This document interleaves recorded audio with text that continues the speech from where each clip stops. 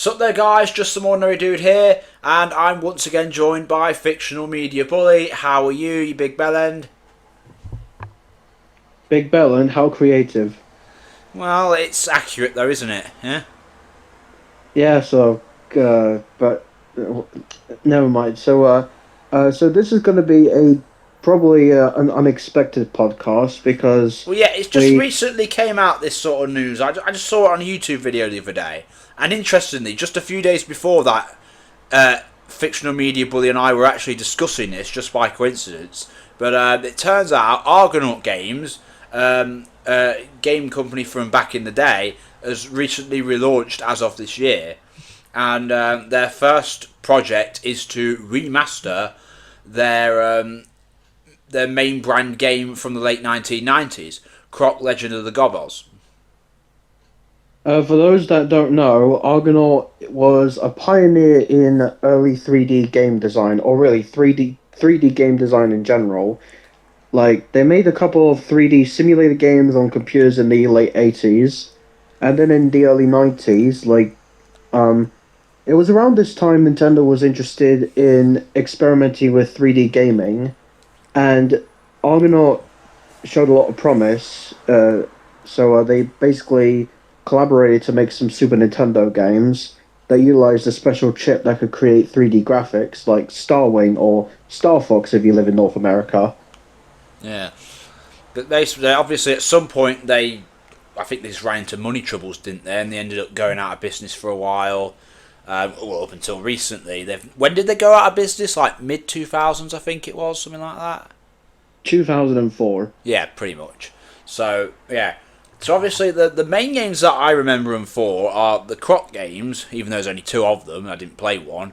And then what was essentially a Croc 3, but not in name, with the Emperor's New Groove, which was very similar to Croc in terms of its mechanics. But backtracking for a moment, since the game that's being remastered is the first one, I suppose we'll start there.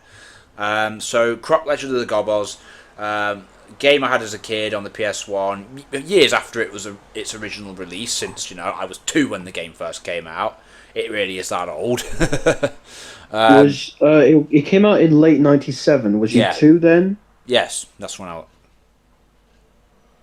So Croc Legend of the Gobbos, or let's just call it Croc 1, was a game that it had a certain charm to it. It had a certain sense of appeal that made you like it. It's almost like a guilty pleasure game for me. I acknowledge the fact that its tank controls are awkward and its level design has some significant problems at parts.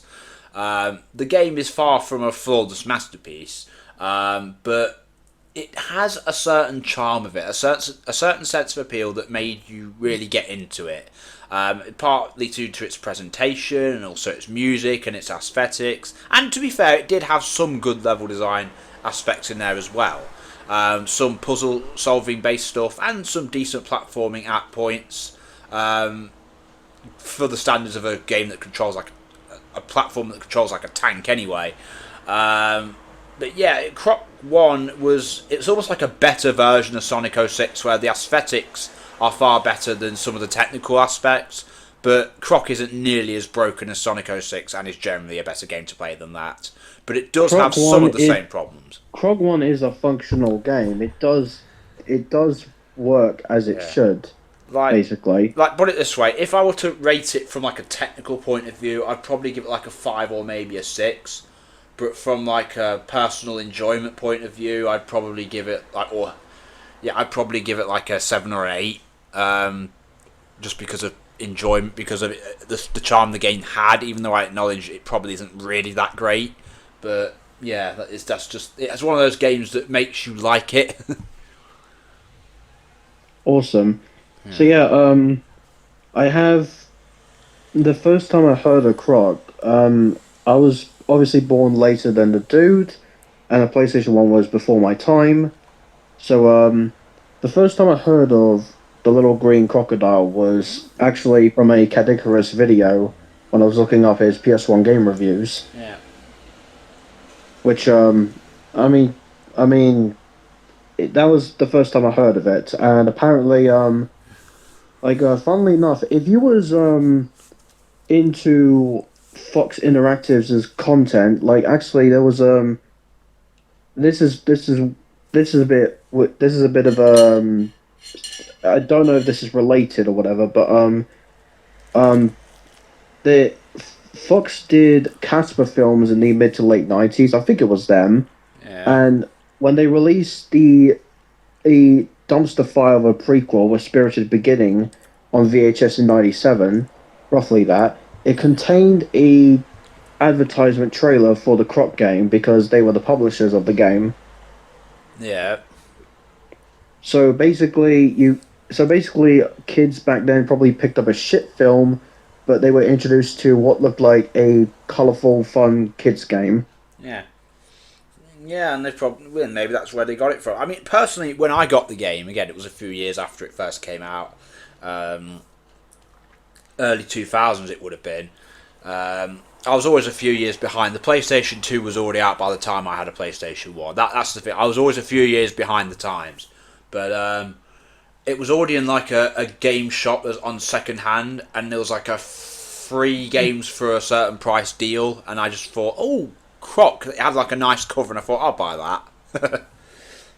And I got that along with Eminem's Shell Shock, believe it or not, because I just like the look of it because it was an Eminem's game, even though it turned out to suck. But yeah, I brought Croc, and it was quite a fun experience actually. But yeah, just the original game, like I said, it is very solid. The first one, it's pretty generic. I mean, it was originally going to be I think a Yoshi game, wasn't it? And then it got basically remade into a Croc game, kind of like how Freedom Planet was going to be a Sonic game, then it got made into Freedom Planet. But yeah, Yeah, it was in development as a hybrid racing platforming game starring Yoshi. yeah, And Nintendo were enthusiastic, but ultimately decided against it because they were working on Super Mario 64 around this time. yeah, And apparently, Nintendo stole a lot of the ideas Argonaut had for this 3D game yeah, when they made Mario 64, like stuff like the ground pound. yeah. I Like, mean, apparently that was Argonaut's yeah. idea. I don't know how true that is. Also around the because same, didn't around the same time or just before, like the likes of Croc and Mario 64, didn't Yoshi's Island come out just a bit before that or around that time? Yoshi's Island came out in '95. Yeah, so just before Mario 64 sort of thing. So Yoshi would have been quite Pretty much. popular at the time because of that. So they wanted to make a 3D Yoshi game, but obviously Pretty much. that didn't really come to fruition. So almost you could almost argue like Croc is like a Yoshi's Island 2, but unofficially. Like, Croc is basically if they wanted to make their own Yoshi game, but with Yeah. a unique IP that they can benefit from, like financially and like portfolio. Well, yeah, I mean, I suppose when you think about it, with Argonaut games, I suppose Croc is their main franchise, sort of. I don't know, but yeah, they don't. I can't really think. Yeah, And fortunately, unlike the case with Naughty Dog and Crash or Insomniac and Spyro, Argonaut owns the rights to Croc, like the creators. yeah. So So now that they've there come is- back, they've still got the rights to. Well, first of all, they're going to remaster Croc 1, and we'll talk about what I want to see from the remaster in a minute. But they could also make some new Croc games, and that would be interesting. But we'll get to that shortly. But to talk about the remastering of Legend of the Gobos, and I suppose they may also remaster Croc 2 because why not? Why wouldn't they? With Croc 1, I think like. Would they really just remake the game as it is, but with better graphics? Because as much as I like Croc 1, it has tons of things that could easily be improved on. Let's face it. the thing is, it's not a remake; it's a remaster, and remasters are generally they just. Well, yeah, but essentially then again, port- so was the Insane Trilogy. That was a remaster, but they still No, changed no, some it was a things. remake. It had new graphics. It had new controls. What I mean is actually different feeling game. Yeah. Like Well, they game, could game just they mechanics. could lose they could apply a very loose definition to the term remaster and just decide, you know what, screw it, we're going to make some changes. It's just that with the remaster of Croc that I've seen, it looks like the same game but just HD, and I also it looks like the suppose. camera controls are updated. Yeah, I don't know. I feel like they could do a lot to enhance the game if I'm perfect. I mean, one thing they really should do at the very least, fix the glitch in the Crystal Room final boss, because it's kind of embarrassing that you can just jump across the corners and beat the boss in like 5 seconds. They've got at least got to fix that, surely. I didn't know you could do that until I recently discovered it. Yeah, thanks I to showed him a YouTube. video and he didn't know that. I knew that years ago, mate. Yeah, I don't think I've ever actually beaten the final boss the proper way. I just do that. the thing about the first Croc game is, like, if someone asked me, do I like Croc 1, I would say I enjoyed the first half of the game overall. Yeah, I mean, because look, the first world is pretty generic, but it's still like quite fun. It's got its platforming is generally all right because it works with the tank controls, and even though the environments are generic, they are sort of nice to look at, and the music complements them, and it is just like a very serviceable first world. The ice world, I did like the ice world. Again, great environment and aesthetics and music. It has some nice puzzle solving elements, and again, some reasonably solid platforming. The bosses are a bit easy, though, I must say. the bosses are pathetic. But Yeah. anyway, so I'm trying to say this. Croc is basically, it's a methodical kids game. It's not really designed to be rushed. It's Yeah. more so designed where you take your time.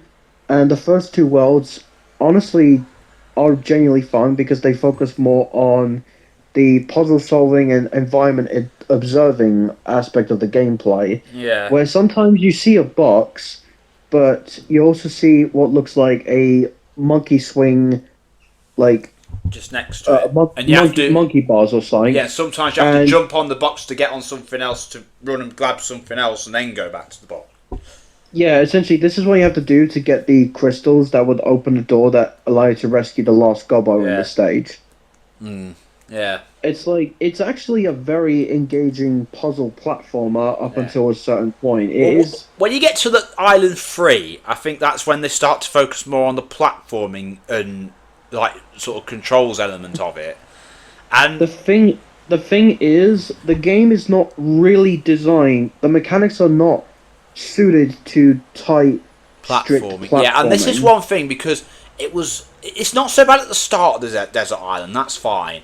When you get to what's it like the leap of faith level, that sort of thing. When you get to the second half of the desert island, you get to these levels where you're jumping across these very thin platforms, and that's where I got stuck as a kid. I could never get past leap of faith because there was this jump I could just never make because the controls were never allowed it. It's just very frustrating. The second half of Island 3 is probably the biggest bitch of the game, or at least until the Crystal Island. That's the part I was stuck on as a kid. The Castle Island is a bit mixed. It has a few parts, like the first level, Tower of Power, has a few moments where you're like, oh, this is a bit tight platforming. And of course, we can't forget Panic at Platform Pete's Lair. That was a bastard.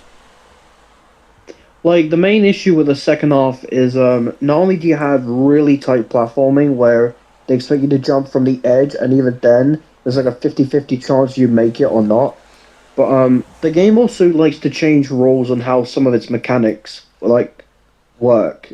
Like there was one time in one of the World 4 levels where you land on a platform that looks the same as like the typical platforms of said world, but for some reason it behaves differently, like it falls down. Like it shrinks, doesn't it, and then falls down, sort of thing. Like, it was only one time, but that was really cheap. And the first time they introduced the spike ball attached to a chain, you don't see it until it hits you. It's trial and error design. Yeah. There's just a lot of that in the last levels, and it's just not fun.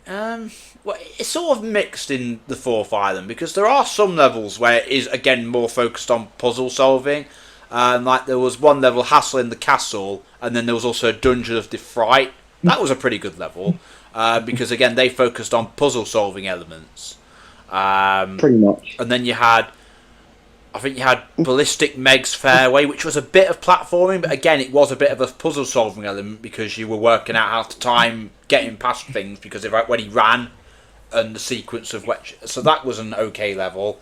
But yeah, obviously there are a few moments where certain where the platforming is a bit of a bitch or a bit cheap, and obviously, and again, like I said, Platform Pete's Lair, that was a hard one. I'm not going to be too harsh on it because it is an early 3D game. Yeah, They I were mean, still it is figuring a this good stuff game. It out. is a functionally good game. Like there has problems, but I do still like it. I admit I probably rate it a bit higher than I should, but it is what it is. I'd certainly say it's a satisfactory game. Like, the puzzle solving aspects and the general design of the first half do make me say there's a lot about this game that frustrates me, but I'm just overall neutral, where some of it I really like and some of it I don't. Yeah. Which, to be fair, is more than I could say for some other early 3D games, like the first Crash Bandicoot.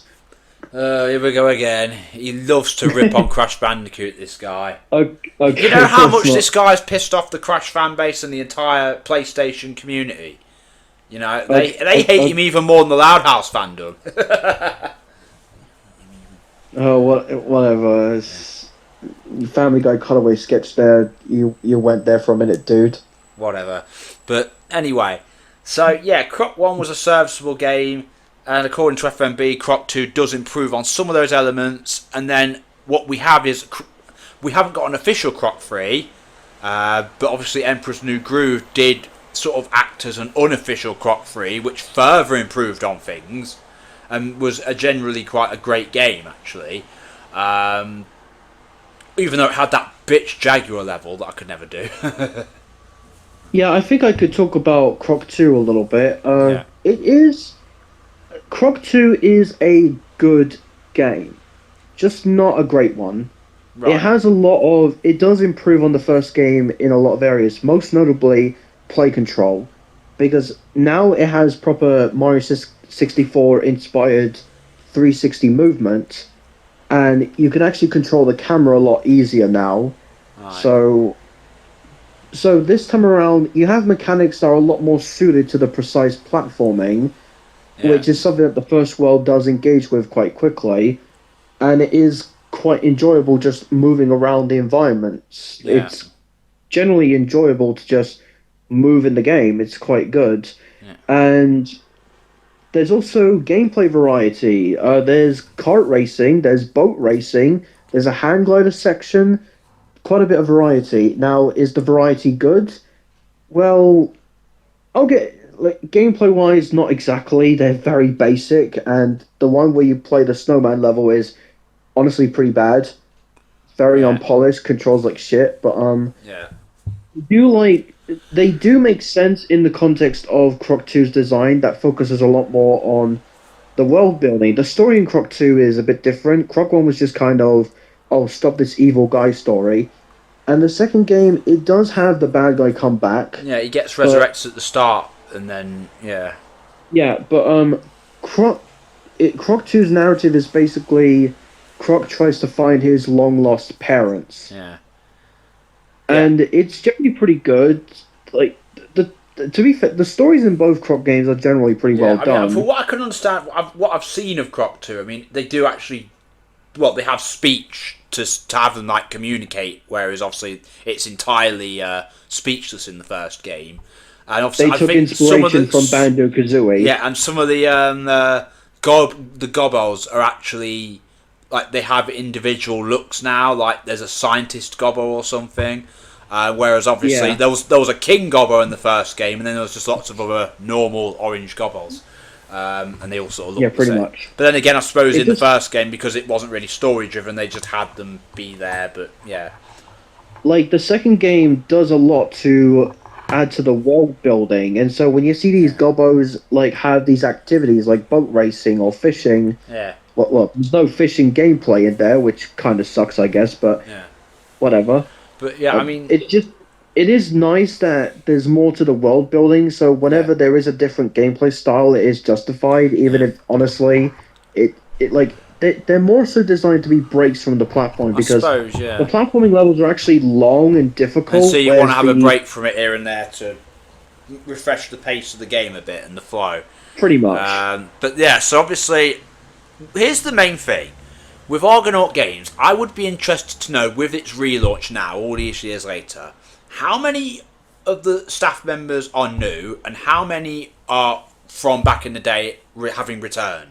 Because what I'm getting at here is obviously what we saw with the Croc, if you like the Croc trilogy, it's not really a trilogy, but is constant improvement. Much like with the Crash games. Croc 1 was a solid, serviceable, but heavily flawed game. Croc 2, again, very flawed, but did improve on a few areas in little places. And then obviously Emperor's New Groove, or if we like, Croc 3, continued to improve on all that. So now, what if all these years later, once Argonaut's done with remastering Croc 1 and probably Croc 2 as well, what if it then makes an original from scratch Croc 3 and it takes everything that they've learned from their previous games from years ago and makes a truly brilliant, fantastic, exceptional Croc title like Crash Warped or Spyro 3D game design has evolved a lot since the late 90s, so it would be interesting to see how they do it nowadays. Because that's what I really want to see. I would like to see, if they're not going to change Croc 1 or 2 in any way other than the graphics, I want to see them make a new Croc game and see how good they can do it now. How good can they make the controls and the level design, and can they still capture the same charm with the aesthetics and the music and everything? I would love to see if they could do that. That's what I'm most intrigued in. I'm like, could they do something truly exceptional now with this franchise? Possibly. I'm not entirely finished with Croc 2. I do have criticisms with the game. Like, it is a better experience, but it's still a very janky game. Yeah. There are plenty of cheap deaths. There are plenty of moments where the mechanics go erratic, especially the camera. Yeah. The camera sometimes goes erratic at moments, and it can cause a cheap death or two here and there. It can be frustrating, and also, like Croc 1, the second half is generally a weaker experience, though for different reasons. With Croc 1, they try to focus more on aspects that didn't suit the mechanics, whereas Croc 2's issue in its design is that it quickly gets old. You find yourself doing a lot of the same platforming challenges over and over again. Nothing really escalates. It escalates alright in the first and second worlds, but then you get to the third world, it just kind of repeats a lot of the same stuff you've already done. So eventually it just becomes, monotonous after a while. It's stagnant. Yeah. Though, funnily enough, by the time you get to that point, it is stagnant. The game is almost over because you have the 3 worlds, and then you get to the 4th world, which is only 2 levels, and then you have the final boss area, which is 4 levels, okay, admittedly. But yeah, the 4th world feels surprisingly incomplete compared to the first 3, and then you unlock the secret levels, which are these very short challenges, and it's not even a secret final boss, which gives me the impression the game was not finished. Possibly. Yeah, but then again, some games that weren't finished ended up being great, just like Crash to Insanity, which you're going to get back to playing very soon, aren't you? Probably. Yeah, actually, one more thing I do want to say. Croc 2 is one of the earliest, as far as I'm aware, action platforming games aimed at children that, get this, got rid of limited lives. Yeah. It has a health system. That's it. If you lose all your health, you exit the stage and you have a chance to try again. And that's pretty much it. Now, the implementation is a bit clunky.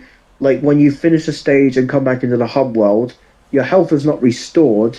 So in order to restore your health, you have to go to a level, commit suicide, and then go back in, because that's how you regenerate your health. Yeah. It's I don't understand why they can't just regenerate your health right away, but still, I appreciate the quality of life improvement, because the limited life system was an intrusive design choice in the first game. It got in the way, really. So I'm glad they got rid of that in the second game. And then Emperor's New Groove improved on that even further, where as soon as you start a level, you start with full health. Yeah. And that's all you have. You die in a level, you have to start it all over again. Or if you fall into a bottomless pit, you go back to the last checkpoint, and you only lose a bit of your health. So it's very... Emperor's New Groove especially feels very modern. It has all the good aspects of the first 2 games, and removes practically all the jank. Yeah. And it's you know what? Considering how modern it is, if they made a Croc 3 instead, it probably would have been amazing. Yeah, probably. But maybe that's what they're going to do now. And I would be interested to see that. I mean, to be honest, I would be more interested in a Croc 1 remake if it was actually a remake with some things changed, because I think there's a lot of things you could do to make it an even better game. I mean, But yeah, it's like even the insane remake of Crash 1 changed the gem system yeah, where the regular gems yeah, like Crash can 1, be as much as achieved. I like Crash 1, it had a lot of problems. And to be fair, the insane version fixed a lot of them. And that is a fact. That is a fab, A fact. a fact. But yeah, it's like the remake of Crash 1, as far as I'm aware, is I guess a good example of a remake.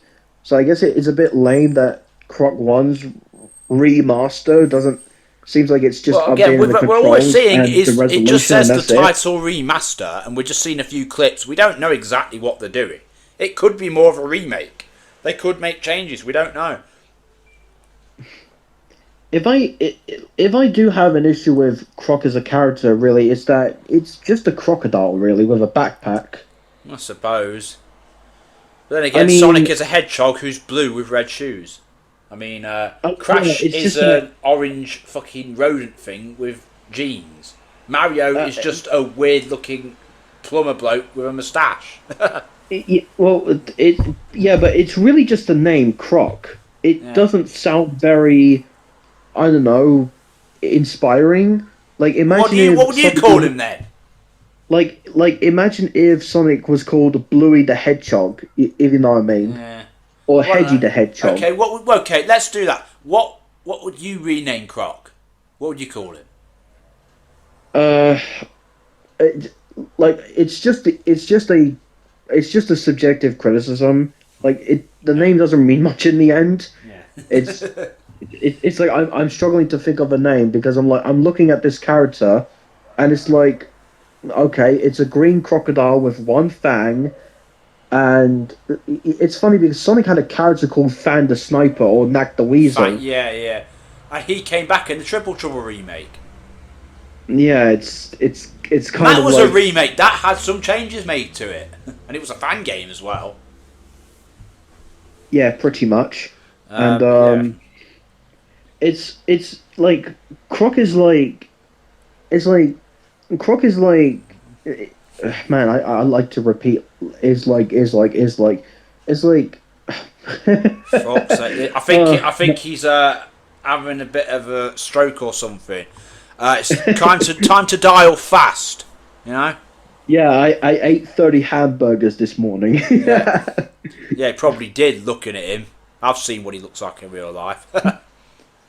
Yeah, so I'm I'm not sure if I'm gonna buy the remaster as soon as it comes out, but No, wait a little bit until the price drops and you get a discount. I do want to support Argonaut now that they've relaunched. I would genuinely want to see them actually become like a new, like Yeah. successful AAA studio or something. And I do personally want to I do personally want to interview Just Sand ahead one day. I think he's the one who relaunched it or something like Yeah. that. But yeah, I would like to get into an interview with him one day and ask him what it was like designing these early 3D games on the PS1. And I would love to ask him especially what the heck happened to the Aladdin game. Well, we know what happened with the Aladdin game. Emperor's New Groove was the game they're actually working on, the A team, and they got some B team to rush out a crappy Aladdin game they didn't care about for a bit of money. That's all that was. It's just so strange. Well, not It, really. I mean, it happens all the time, doesn't it? it's just that the Aladdin game is it's not really your licensed game that clearly is terribly rushed out because it has a lot of levels, quite a lot of Yeah. secrets and gameplay styles, and like Well, again, it it probably has had a less competent B team working on it. They had their main guys working on Emperor's New Groove because that was the recent Disney film at the time. Aladdin was like 8 years before this. I don't know why they made an Aladdin game in 2000. Even the CV series was, I think, a few years finished by this point. from what I could tell, Disney was trying to expand their um, brand sometime in the late 90s. They wanted to Yeah. hire developers to make games based on their IPs. Did you know there was a Lion King game on PS1 around the same time in 2000? What's there? Bet it was Simba's shite. Mighty Adventure, and it is terrible. Yeah, I bet it was. Like, actually, the PS1 version is terrible, but I own the Game Boy version, which I suppose is better, but it's not that great. It's a miracle that Toy Story 2 turned out as good as it did, with all the other crap Disney games coming out at the time. It's like, I do want to somehow get in touch, because it's like, the Aladdin game, I get the impression, like, even if the B team was not as talented, I get the impression that they genuinely wanted to make a good game based on the movie, somehow, like, based on the franchise, but obviously with less talent and direction, and less input from the, like, the more efficient developers, obviously it turned out the way it did, and it's like... Well, to be honest, it's like PC with Aladdin, it's weird because there was already a perfectly solid Aladdin game from the late 16-bit era. Nothing special. Actually, but Aladdin on the Mega Drive, Super Nintendo, and Master System, all good games actually. yeah, And Aladdin on the PS1, well, before I replayed it recently, I would genuinely say it's a shit game. Now I've replayed it, I can definitely say it's a shit game that happens to have a good level where you play as Jasmine, Metal Gear Solid style. right, okay. Maybe they should make a Princess Jasmine Metal Gear Solid game. Oh man, it's so weird. Like, the main issue with that game, it controls like shit, and then you get to the Jasmine level, she surprisingly controls okay. Like, unlike the other playable Maybe characters. different developers worked on her gameplay style. Different programmer, maybe. Well, you It's know like, what I mean? on Yeah, different earth? people. I don't care about specific terminology in video games. And then, of course, That's your there's the thing. fact where it's like Croc 1, limited lives, but unlimited continues. Croc 2, simple health system, as clunky as it is. Emperor's New Groove, well implemented health system. Aladdin in the Zero's Revenge, limited lives, limited continues, and they're in a game with a save feature. So it's so like it's gone back counterintuitively before designed. Croc 1. It's like, in fact, that's another thing. Could they have maybe made a basic platformer game before they even did Croc 1, like a project they abandoned years ago? And then they thought, when Disney made a deal with them, oh, we've got this. Remember those really old platform game files we made and we just never did anything with back before we even did Croc 1? Oh, let's just reuse those, put Aladdin stickers all over them, and make a new game out of it. That would explain it. That would explain it. I doubt that's what happened. It just feels like the B team was just not given a good direction, but they tried their best. Maybe, yeah. Because it's like, it has moments of fun gameplay. They're just so few and far between. And all the jank, all the unfair shit. And the story is just as entertaining as your typical straight-to-video Disney sequel. Yeah. Well, some of those are actually solid, but yeah. Not all of them, though. Not many. Okay, your typical third-rate Disney straight-to-video sequel. There you go. Fair enough. But yeah, so that's just our take on the recent news that Argonaut has relaunched and that Croc's getting a remaster. Do any of you remember this game from your earlier years? What do you want to see from the remaster or from any potential future games from Argonaut, Croc related or otherwise? Let us know what you think. Argonaut, if you're watching this, fingers crossed, I would love to see if you would remaster the Harry Potter games and give PS1 Hagrid a texture upgrade. Well, that wouldn't be bloody hard. I could probably draw a better Hagrid than that. I just figure it'd be funny to bring that back. Oh, great, you're humming the iconic theme. Yeah, from the PS1 game. Oh, man. Oh yeah, and funnily enough... You know what? It's funny. You look at these Argonaut platformers. They basically made 3 duologies, if that makes sense. Yeah. And if you just go by the UK releases, where the Aladdin game came out before the Emperor's New Groove game, it's basically like this: Croc 1, okay; Croc 2, improved; Aladdin game, shit; Emperor's New Groove game, vastly improved; Philosopher's Stone, okay; Chamber of Secrets, really good. Yeah. And that's well, I don't think they'd remaster the Harry Potter games or the Emperor's New Groove because they're licensed games. But yeah, I mean they could go for some original titles that borrow and recreate and improve on elements from those titles. I don't see why not. You could get It something. would be great if they took elements from Emperor's New Groove, Aladdin, and Harry Potter. Well, maybe not Aladdin because it wasn't very good. Croc 3. Yeah. I mean, Aladdin has a few good ideas. It has good ideas in a poorly executed video game, basically. Yeah. And also, Argonaut made an Alien Resurrection PS1 game that basically invented twin-stick first-person shooter controls. Right. And game reviewers at the time thought it was awkward and bad. They criticized the control scheme that every first-person shooter uses now. Yeah, I suppose you could say it was ahead of its time. If they remastered that game now, they could probably make loads of money off it because everybody loves first-person shooter games. Probably. Yeah. Who knows what's in store for the future of Argonaut games? But yeah, let us know what you guys think in the comment section below. Are you looking forward to what they might have in store for us in the future? Yeah. So this was another nice little talk, another very long one. I need to change the name of the series soon. Thank you very much for your input, Fictional Media Bully. You absolute total dosser. See you later. I shall be getting back. I shall be getting into Emperor's New Groove on PS1. One of the few early 3D games as good as Super Mario 64. Fair enough. If not surpassing it. Fair enough. Right, I'll see you.